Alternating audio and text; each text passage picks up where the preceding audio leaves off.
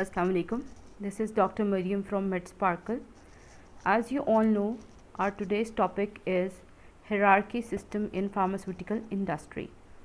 चलें हम अपनी टॉपिक की तरफ बढ़ते हैं और देखते हैं hierarchy में कौन सी पोजीशन हैं, मेजर पोजीशंस, वो कौन कौन से डिपार्टमेंट्स को कंट्रोल कर रही हैं और उनके फंक्शन क्या हैं, उनके अंडर कौन कौन आता है.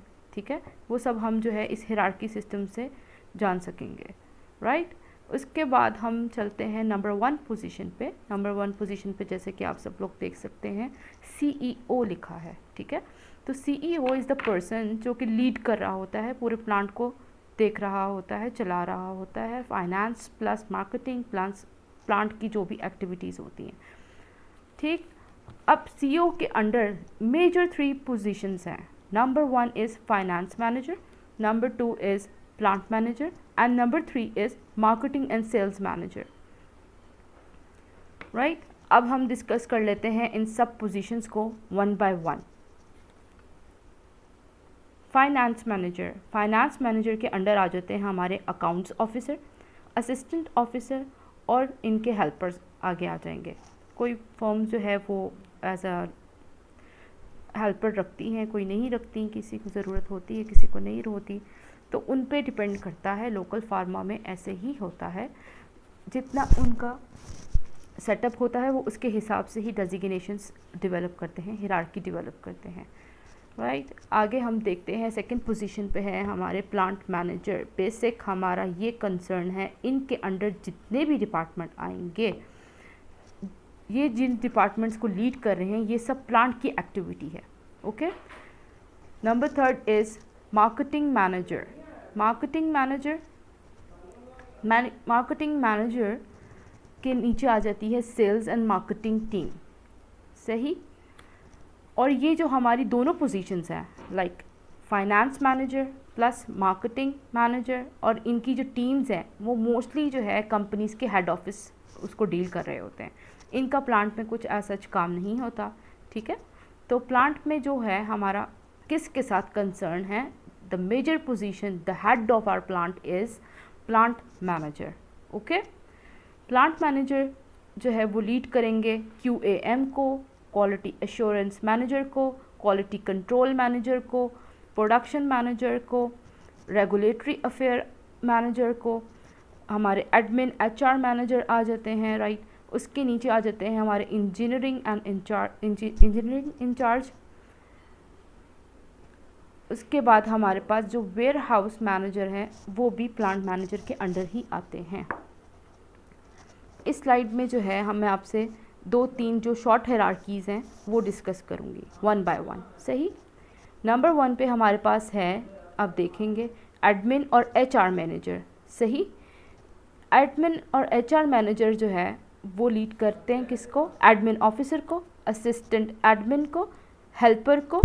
सही, उसके बाद एडमिन के असिस्टेंट के अंडर आ जाते हैं ड्राइवर, कुक और एक्स्ट्रा करिकुलर एक्टिविटीज़ जो भी हों वो आ जाती हैं. सही, यानी कि जो एक्स्ट्रा काम करना है, यूटिलिटीज़ हैं, बाकी चीज़ों को देखना है, एडमिनिस्ट्रेशन करनी है, वो सब यहाँ पे हायरिंग करनी है, वो हमारा कौन सा डिपार्टमेंट देखेगा, HR डिपार्टमेंट देखेगा. सही, नेक्स्ट डिपार्टमेंट की तरफ हम मूव, दैट इज़ इंजीनियरिंग. और इंजीनियरिंग को जो है वो लीड करते हैं हमारे इंजीनियरिंग इंचार्ज. ओके, उनके अंडर होते हैं असिस्टेंट्स और हेल्पर्स. सही, ये जो डिपार्टमेंट है ये ऑप्शनल है. जो कि अच्छी फर्म्स होती हैं उनका सिस्टम बड़ा होता है, बड़ी मशीनरी उनके पास होती है, HVAC सिस्टम होता है. HVAC के आगे मैं आपको जो हमारा नेक्स्ट कोर्स होगा इंशाल्लाह उसमें थोड़ी सी डिटेल्स बताऊंगी. ठीक है, कि HVAC सिस्टम क्या है, heating, ventilation and cooling system, cooling unit कह लें इस तरह से. उसके बाद उस सब चीज़ों को देखने के लिए हमारे पास इंजीनियरिंग का डिपार्टमेंट होना बहुत ज़रूरी है. ठीक है, वो सारी जो है चीज़ों को लुक आफ्टर कर रहे होते हैं, मेंटेनेंस को. ईच एंड एवरी डिपार्टमेंट जो है ना इससे कनेक्टेड होता है, क्योंकि मशीन्स तो हैं इधर और मशीन्स चलते हुए कोई भी ख़राबी आ जाती है तो फिर हम इंजीनियरिंग को कॉल करते हैं, काइंडली आके आप लोग जो है मशीन्स का जो भी फॉल्ट है इसको सॉर्ट आउट कीजिए ताकि हम प्रोडक्शन को आगे लेके चल सकें। सही। नंबर 3 पे आ जाते हैं हमारे पास रेगुलेटरी अफेयर मैनेजर, जो कि लीड कर रहे होते हैं रेगुलेटरी ऑफिसर को और हेल्पर को। और ये जो डिपार्टमेंट है हमारे पास वो लीगल जो आप लोगों की रिक्वायरमेंट्स होती हैं उसको पूरा करता है। रेगुलेटरी डिपार्टमेंट का मेनली जो कंसर्न होता है वो डॉक्यूमेंट्स होते हैं, लीगल रिक्वायरमेंट्स को पूरा करना होता है। ठीक है, लीगल रिक्वायरमेंट्स में क्या कुछ आ जाता है, फर्म का लेआउट होता है और हमारे डोजियर्स होते हैं, जो हम जितने भी हम डोजेज फॉर्म या फिर अपने प्रोडक्ट रजिस्टर करवाते हैं तो वो सारे काम जो हैं वो इस डिपार्टमेंट के हैं कि फाइलिंग करना डॉक्यूमेंट्स की।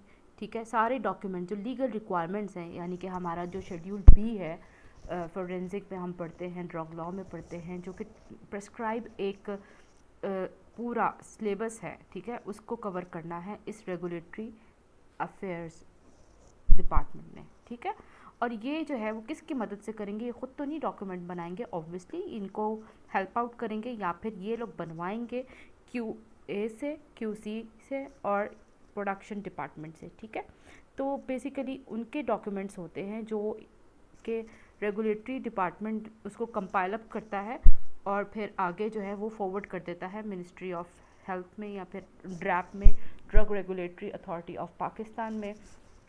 तो जो भी लीगल रिक्वायरमेंट्स हैं ये डिपार्टमेंट बेसिकली उसको लीड कर रहा होता है। ठीक है, अब हम अपनी नेक्स्ट स्लाइड की तरफ आ जाते हैं, दैट इज़ प्रोडक्शन मैनेजर। और प्रोडक्शन मैनेजर के अंडर होते हैं हमारे असिस्टेंट प्रोडक्शन मैनेजर और हमारे पास होते हैं उनके under pharmacist, that is production pharmacist. Basically this is your position. जो हमारे न्यू फार्मासिस्ट आते हैं वो इस पोजीशन पे आते हैं। ठीक है, और ये फॉर्म पे डिपेंड करता है, जितने भी उनके सेक्शंस होंगे, डोजेज फॉर्म के डिफरेंट सेक्शंस होंगे। लाइक यहाँ पे मैंने मेंशन किया है कैप्सूल सेक्शन और सेकेंडली मैंने मेंशन किया है टैबलेट सेक्शन। तो फर्म के प्रोडक्शन पे, उनकी कैपेबिलिटी पे, उनके स्टैंडर्ड पे डिपेंड करता है कि उसमें 2 सेक्शन होंगे, 3 होंगे या 4 होंगे, और हर सेक्शन के लिए फार्मासिस्ट अलहदा होगा या फिर 1 या 2 या 3 फार्मासिस्ट जो है ना उसको लुक आफ्टर कर रहे होंगे। ठीक है, जो प्रोडक्शन फार्मासिस्ट है वो रिपोर्टिंग है किसको, असिस्टेंट प्रोडक्शन मैनेजर को, और असिस्टेंट प्रोडक्शन मैनेजर जो है वो रिपोर्ट किसको करेगा, हमारे प्रोडक्शन मैनेजर को। नाउ नेक्स्ट स्टेप पे क्या होता है कि सुपरवाइजर्स है हमारे पास। प्रोडक्शन फार्मासिस्ट आपके अंडर होंगे आपके सुपरवाइजर्स, डिफरेंट सेक्शंस के लिए होगा डिफरेंट। ठीक है, लोकल इंडस्ट्री में एक सेक्शन के लिए एक फार्मासिस्ट डेजिग्नेट किया जाता है, लाइक टैबलेट के लिए एक है, सिरप के लिए एक है, कैप्सूल के लिए एक है। और जो मल्टीनेशनल कंपनी है इवन उनमें क्या होता है कि टैबलेट सेक्शन के अंदर डिफरेंट सेक्शन है, लाइक मिक्सिंग का एक सेक्शन होता है, ग्रैनुलेशन का एक सेक्शन है। ठीक है, आगे कंप्रेशन का सेक्शन है। तो हर सेक्शन के लिए डिफरेंट फार्मासिस्ट उन्होंने डेजिग्नेट किए होते हैं ताकि वो कम्प्लीटली ईजी होके अपनी ड्यूटीज़ को परफॉर्म करें, अपनी JDs को पूरे तरीके से देखें। ओके, ताकि एरर के चांसेस कम से कम हों। ठीक है, अब यहाँ पे एक बहुत ही क्रिटिकल पॉइंट आ जाता है कि हमारे जो प्रोडक्शन फार्मासिस्ट होते हैं या फिर हमारे जो फ्रेश कैंडिडेट्स होते हैं उनको इतनी नॉलेज नहीं होती कि उन्होंने एक्चुअली अब आ तो गए हैं फार्मा में, करना क्या है। तो आप लोगों के लिए एक एडवाइस है कि आप लोग अपने सुपरवाइजर्स और अपने ऑपरेटर्स से सीखें, ऑब्जर्वेशन से सीखें, do respect and have respect. ठीक है, और इसी तरह हायरार्की मेंटेन करते हुए आगे बढ़ें। ऑब्वियसली जो हमारे सुपरवाइजर्स हैं या ऑपरेटर्स हैं उनका 10-20 साल का एक्सपीरियंस होता है और वो प्रैक्टिकली उनका नॉलेज जो है वो बहुत ज़्यादा होता है। ठीक है, एज़ कम्पेयर टू अस। हमारी बैड लग है कि हमें यूनिवर्सिटीज़ में वो नहीं पढ़ाया जाता जो कि एक्चुअली में हो रहा है। जो ग्राउंड रियलिटीज़ हैं वो कुछ और ही हैं, सिनेरियो ही चेंज होता है अंदर फार्मा के कि ये क्या सिस्टम है यहाँ पे, तो हर स्टेप पे चेक एंड बैलेंस है। ये तो चीज़ मुझे पढ़ाई नहीं गई, हमें वो NMR, FTIR और दिस एंड दैट वो है, बहुत इंपॉर्टेंट चीज़ है, पर आई थिंक हमारे लिए ये सबसे ज़्यादा इम्पॉर्टेंट है जानना कि यार हमने करना क्या है, हम कौन लोग हैं, हमारी रिस्पॉन्सिबिलिटीज़ क्या हैं, वो मुझे काम आता है जो मैंने जाके फार्मा इंडस्ट्री में करना है। ठीक है, थोड़ा सा फ्लो आपको पता होना चाहिए कि किस तरह आपने मूव करना है फार्मा में। आगे चलते हैं। फिर ऑपरेटर्स के अंडर होंगे हेल्पर्स, जो कि हेल्प आउट करेंगे उनको, और हमारा प्रोडक्शन फार्मासिस्ट ही जो है वो लीड कर रहा होता है, पैकिंग की सुपरविजन कर रहा होता है। ठीक है, पैकिंग का ऑलरेडी एक सुपरवाइज़र होता है, प्रोडक्शन फार्मासिस्ट की ही रिस्पॉन्सिबिलिटी है कि वो पैकिंग को भी सुपरवाइज़ करे। Side by side QA her step पे हमारे साथ होता है, हमें लुक आफ्टर कर रहा होता है, वेरीफाई कर रहा होता है, मगर प्रोडक्शन फार्मासिस्ट की रिस्पॉन्सिबिलिटी है कि वो पैकिंग तक लीड करे पूरी टीम को सही, और प्रोडक्ट की बीच बीच में इन प्रोसेस करता रहे, अपना प्रोडक्ट को देखे कि अब ये किस सिचुएशन में है, अब इसके साथ क्या करना है। ठीक है, ईच एंड एवरी स्टेप जो है ना have a very important things. ठीक है, हर चीज़ पे नज़र रखनी है आप लोगों ने, हर पॉइंट पे नज़र रखनी है। ओके, तो पैकिंग भी इसके अंदर आता है, हम यानी कि प्रोडक्ट रॉ से लेके फिनिश तक वो प्रोडक्शन फार्मासिस्ट की सुपरविजन में बनता है सही। अब हम चले जाते हैं वेयर हाउस डिपार्टमेंट की तरफ। वेयर हाउस डिपार्टमेंट जो है उसको लीड करते हैं हमारे warehouse manager. He should be pharmacist, ठीक है, और एक्सपीरियंस फार्मासिस्ट होने चाहिए सही। वेयर हाउस को जो है बेसिकली डिवाइड किया जाता है 3 जगह, रॉ मटेरियल स्टोर में, पैकेजिंग मटेरियल स्टोर में और फिनिश गुड स्टोर में। और हमारे वेयर हाउस मैनेजर के अंडर आ जाते हैं हमारे स्टोर फार्मासिस्ट, हमारे स्टोर ऑफिसर्स, हमारे store supervisors and helpers. Helpers में हमारे लोडर आ जाते हैं। ठीक है, लोडर बेसिकली जो है वो गाड़ियों को अनलोड करते हैं, लोड करते हैं, ये उनकी रिस्पॉन्सिबिलिटी है। स्टोर फार्मासिस्ट जो है टोटली सुपरवाइज करता है हर सिस्टम को। ठीक है, और उस सिस्टम में जितनी भी रिकॉर्डिंग हो रही होती है, यानी कि रिकॉर्ड बन रहा होता है, कौन सी चीज़ आई है, कितनी आई है, कहाँ से आई है, वो सारा सुपरवाइज कर रहे होते हैं। ठीक है, उसके अंडर जो है हमारे स्टोर ऑफिसर्स हैं, उनकी भी तकरीबन यही रिस्पॉन्सिबिलिटी होती है, लेकिन वो किसको जवाबते हैं, हमारे स्टोर फार्मासिस्ट को। इस पोजीशन पे भी हमारे जो है ना वो फ्रेश फार्मासिस्ट आते हैं, स्टोर फार्मासिस्ट की पोजीशंस पे। ठीक है, अब हम आपके साथ डिस्कस कर लेते हैं क्वालिटी एश्योरेंस का डिपार्टमेंट। क्वालिटी एश्योरेंस डिपार्टमेंट को लीड कर रहे हैं हमारे quality assurance manager. Quality assurance जो है वो बहुत ही वास्ट और बड़ा और अच्छा मतलब कि डिपार्टमेंट है। ठीक है, ये क्या करता है, ईच एंड एवरी स्टेप जो कि फार्मा इंडस्ट्री में हो रहा है, रॉ मटेरियल से लेके फिनिश गुड तक जो कुछ भी होना है, क्यूए की नज़र उसके ऊपर है। पहला तो उसका ये काम है, ईच एंड एवरी स्टेप जो है वो चेक हो रहा होगा आपका। ठीक है, प्रोडक्शन अपना काम कर रही है, क्यूसी अपना काम कर रही है, बट जो क्वालिटी एश्योरेंस का जो डिपार्टमेंट है वो क्या करता है, क्यूसी प्लस प्रोडक्शन पे नज़र रखे होता है। ठीक है, कि क्वालिटी अश्योर भी हो रही है कि नहीं हो रही है। अश्योर करने वाले जो हैं वो ये लोग हैं। क्वालिटी एश्योरेंस मैनेजर के अंडर आ जाते हैं हमारे असिस्टेंट क्वालिटी एश्योरेंस मैनेजर, उनके अंडर आ जाते हैं क्यूए ऑफिसर्स। अब क्यूए ऑफिसर्स की पोजीशन भी आप लोगों की है। इन फ्यूचर इंशाल्लाह you will be able to have this post. ठीक है, तो क्वालिटी एश्योरेंस ऑफिसर जो है वो डिफरेंट सेक्शंस के लिए, जिस तरह मैंने प्रोडक्शन का बताया था आपको, डिफरेंट फार्मासिस्ट होंगे, 2 होंगे, 3 होंगे, 4 होंगे, डिपेंड करता है फर्म की कैपेसिटी पे सही। आगे उनके पास होंगे हेल्पर्स जैसे उनकी हेल्प आउट के लिए होते हैं। ठीक है, ताकि वो सारी जो डॉक्यूमेंट्स हैं उनका रिकॉर्ड अपने पास रख सकें, या जो भी होता है उनका अपना ही एक सिस्टम होता है। जो भी रिटन प्रोसीजर है वो क्यूए की वेरिफिकेशन होके जाएगा, जो भी प्रैक्टिकल काम हो रहा है क्यूए उसको अप्रूव करेगा तो हम आगे जाएंगे। ठीक है, अब हमारे पास आता है quality control. Quality control manager जो है उनके अंडर आ जाते हैं हमारे असिस्टेंट क्यूसीएम और सीनियर क्यूसी एनालिस्ट, आप कह सकते हैं उनको।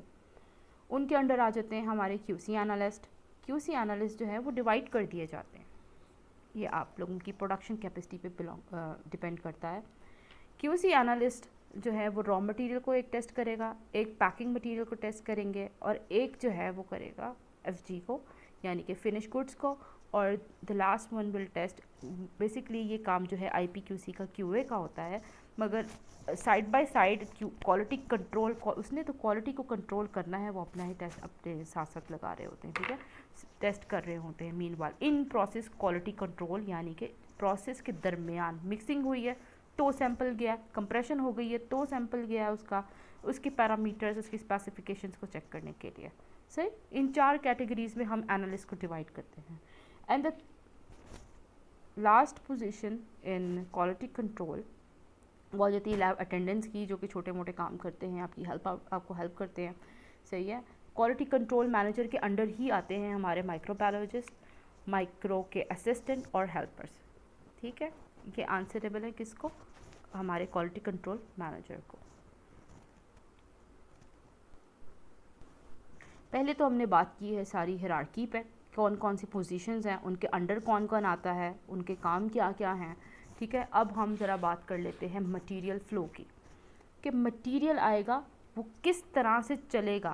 फार्मा इंडस्ट्री में कुछ भी आ जाए, कुछ भी, यानी कि रॉ मटेरियल हो, पैकिंग मटेरियल हो, या इससे कुछ रिलेटेड हो, वो एक प्रोसेस के थ्रू ही अंदर आएगा। इसके अलावा कोई रास्ता नहीं है जी कि चीज़ आई और हमने डायरेक्ट यूज़ कर ली। ठीक है, यहाँ पे जो है नंबर 1 स्टेप जो है वो रिसीविंग पे का है।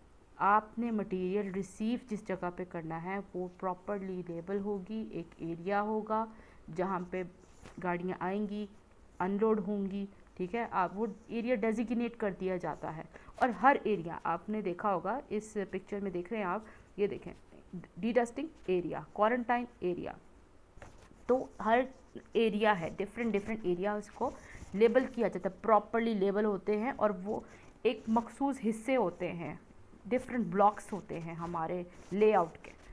तो रिसीविंग बे में आएगा हमारा मटेरियल, उसके बाद डी डस्टिंग एरिया आएगा। डी डस्टिंग में हम क्या करेंगे, जो भी डस्ट पार्टिकल्स वगैरह ऑब्वियसली बाहर से आया है तो कंटेनर्स कुछ ना कुछ तो गंद होगा उसके ऊपर, तो हम वो डी डस्ट करेंगे थ्रू वैक्यूमिंग करें, तो कोई भी लिंट फ्री हमारे पास कपड़ा है उसके थ्रू करें, तो उससे हमारी होगी डी डस्टिंग। डी डस्टिंग के बाद वो नेक्स्ट स्टेप पे आ जाता है, that is known as quarantine area. अब आप सबको पता है कि व्हाट इज़ क्वारंटाइन। ठीक है, तो क्वारंटाइन का मतलब है कि एक जगह पे मखसूस कर दिया जाए, ठीक है, वेटिंग में हो, उनको रोक दिया जाए, that is known as quarantine. और वो एरिया जो है वहाँ पे मटेरियल रुक जाता है आके, उसके कुछ फर्दर स्टेप हैं, उसी एरिया में से सैम्पलिंग होती है, वहाँ पे ही QC जो है उस स्टेज पे ही, यानी कि मटेरियल उधर पड़ा है तो QC उसका टेस्ट करेगी। ठीक है, और जो सैम्पलिंग करने के लिए हमारा QA डिपार्टमेंट पार्टिसिपेट करेगा। स्टोर डिपार्टमेंट जो है जिसका मटेरियल आया है, ठीक है, वो स्पेशल रिक्वेस्ट जनरेट करेंगे क्वालिटी एश्योरेंस के लिए। क्वालिटी एश्योरेंस जो है इन रिटर्न सैम्पल लेगी, सैम्पल लेके, लाइक आपने देखा ये वाला एरो सैम्पलिंग का है, सैम्पल टेकिंग, और फिर जो नेक्स्ट एरो QC की तरफ जा रहा है वो है सैम्पल टू QC, और ये सब सारी एक्टिविटी होगी इनसाइड सैम्पलिंग हुड। अगर और QC टेस्ट परफॉर्म होगा, QC की टेस्टिंग होगी, अगर तो मटेरियल रिजेक्ट है तो वो वापस कर दिया जाएगा वेंडर को। वेंडर वो होते हैं जिनसे मटेरियल परचेज़ किया जाता है, और वो भी हमारे ऑथेंटिक होते हैं, और उस वेंडर को भी जो है वेंडर को वेंडर बनाने के लिए भी एक स्पेशल प्रोसीजर है, हर चीज़ डॉक्यूमेंटेड है, सारे प्रोटोकॉल्स हैं, आपने किस तरह फार्मा इंडस्ट्री में आना है, किस तरह वापस जाना है, सारे रिटन प्रोसीजर हैं, और उसको करते हुए हर स्टेप को तरीके से करते हुए आपने जो है आगे गुजरना है। नेक्स्ट, अगर तो मटेरियल रिलीज़ है तो वो आ जाएगा हमारे RMS में। RMS is raw material store. Raw material store की वो बन जाएगी प्रॉपर्टी, और रॉ मटेरियल स्टोर में मटेरियल आ गया है, प्रोडक्शन डिपार्टमेंट को नॉलेज हो गई है कि हमारा फलां एक्टिव या इनएक्टिव जो हमने अपने नेक्स्ट बैच में प्रोसीड करना है वो रॉ मटेरियल में एज अ रिलीज़ मटेरियल पड़ा है। तो फिर जब ये रिलीज़ होगा, जब उसके ऊपर ग्रीन लेबल होगा, तभी हमें इजाज़त है उसको यूज़ करने के लिए। तो प्रोडक्शन जो है वो अपना एक एमओ जनरेट करेगी, मैन्युफैक्चरिंग ऑर्डर, जिसमें सारी क्वांटिटीज़ लिखी होंगी बैच की, ठीक है। Each and every excipient, each and every active जितने भी यूज़ होने हैं उसके अंदर, वो सारे जो है यहाँ पे लिखे जाएंगे। किसके ऊपर? हमारा जो एमओ जनरेट होगा मैन्युफैक्चरिंग ऑर्डर, उसके ऊपर स्पेसिफिक क्वांटिटीज़ होंगी। और जो हमारे मेजर हेड्स हैं लाइक QAM, QCM एंड हमारे प्रोडक्शन मैनेजर, उन तीनों के सिग्नेचर उसके ऊपर होते हैं, ठीक है। उस कैलकुलेशन, उस फार्मूला के ऊपर होते हैं जो जो रिक्वायरमेंट्स हमारी होती हैं मटेरियल की, और वो हम जनरेट करते हैं एमओ, उसको एमओ कहा जाता है, और उसको हम भेज देते हैं RMS स्टोर में ताकि हमें वो मटेरियल इशू कर दें। फॉर एग्जांपल 25 kg आया है, मुझे चाहिए ओनली 2 kg, तो मैं उनको रिक्वेस्ट में जो लिखा होगा और आगे सिग्नेचर होंगे पोजीशन हेड्स के, तो फिर वो हमें इशू करेंगे। सही, हर स्टेप पे आप देख रहे हो, हर स्टेप पे ऊपर से देखें कि QA डिपार्टमेंट जो है वो साथ साथ हर स्टेप पे इन्वॉल्व है, वो नज़र रखे है हर एक चीज़ पर कि आप लोग क्या कर रहे हैं, ठीक है, कुछ गलत तो नहीं हो रहा। फॉर एग्ज़ाम्पल मटेरियल लिखा है पैरासीटामोल और डिस्पेंस हो रहा है वहाँ पे फोमोटाडीन, तो ये चीज़ यानी कि काउंटर चेक के लिए ये डिपार्टमेंट पार्टिसिपेट करता है, ठीक है। और फिर उसके बाद हम नेक्स्ट स्टेप पे चले जाते हैं। नेक्स्ट स्टेप है हमारा प्रोडक्शन। डिस्पेंस हो गया, आगे आ गया प्रोडक्शन एरिया में मटेरियल, प्रोडक्शन एरिया में हमारे टैबलेट सेक्शन में आ गया। अब टैबलेट सेक्शन में सारे प्रोसेस होंगे, मिक्सिंग होगी, ग्रैनुलेशन होगी, ड्राइंग होगी, जैसे कि आप देख सकते हैं मैंने अलग से बनाया है। Drawing and compression, coating, blistering. Blistering के बाद वो चला जाएगा कहाँ? पैकिंग सेक्शन में, ठीक है। पैकिंग सेक्शन से होता हुआ वो चला जाएगा FGS में, FGS से हो जाएगा डिस्पैच में। अगर तो ऑर्डर आ जाएगा तो वो डिस्पैच हो जाएगा, अदरवाइज़ वो रिलीज़ मटेरियल में पड़ा रहेगा। अब FGS में भी सैम्पलिंग होती है, QC यहाँ पर भी पार्टिसिपेट करता है। ये सैंपल लेगा हमारा QA डिपार्टमेंट, जैसे मैंने एरो बनाया, और वो सैंपल दे देगा QC डिपार्टमेंट को, और वो चेक करके हमें बताएंगे। अगर तो हमारा बैच ओके है, यानी कि हमारा बैच रिलीज़ है, तो वो मार्केट में डिस्पैच हो जाएगा। और अगर वो रिलीज़ नहीं है तो अगेन वो रीप्रोसेस होगा, यहाँ पे डिस्ट्रक्शन की जाएगी उसकी, ठीक। अब आप देख रहे हैं आपके जो लेफ़्ट साइड पे QC है, QC क्या करेगा? सैंपल टू QC होगा। हर स्टेज पे सैम्पलिंग होगी QA से, और जाएगा वो कहाँ? QC डिपार्टमेंट में, ताकि वो टेस्ट कर सकें, ठीक है। हर स्टेज पे QC इन्वॉल्व है और हर स्टेज पर ही वो अपने टेस्ट परफॉर्म कर रही है, ठीक। तो ये हो गया हमारा material flow. Hope you all will learn a lot, ठीक है। अब हम एट लास्ट बात कर लेते हैं अपने येलो कार्ड के बारे में। तो जैसे मैंने आपको पहले भी बताया था, येलो कार्ड का लेक्चर में एक येलो कार्ड होगा, वो आपको हर लेक्चर के एंड में दिखाया जाएगा। उसके अंदर कोई भी इंफॉर्मेशन होगी और आपको सर्च करने के लिए कुछ बताया जाएगा, या कोई क्वेश्चन होगा या कोई क्वेरी होगी, वो आपने सॉल्व करनी होगी, ठीक है। तो आज का जो हमारा येलो कार्ड था, और हाँ one more thing and very important thing, कि येलो कार्ड का जो रिस्पॉन्स होगा वो आप लोग अपना जो भी क्वेश्चन होगा, फॉर एग्जांपल आज ये एक क्वेश्चन है, मैं आपको डिस्कस करती हूँ ये वाला क्वेश्चन।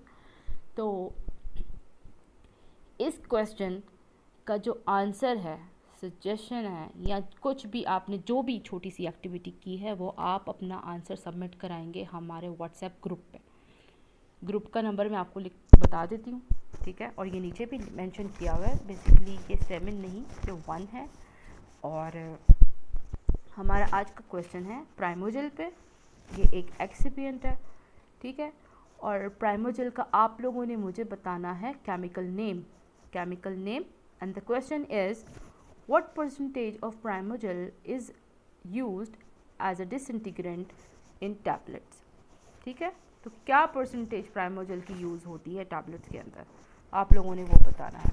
नंबर मैं रिपीट कर देती हूँ, 0348 9085 185। आई होप कि सबको मेरा लेक्चर समझ आया हो, ठीक है। और I wish you all very best of luck for your future. And हमारा जो लेक्चर है,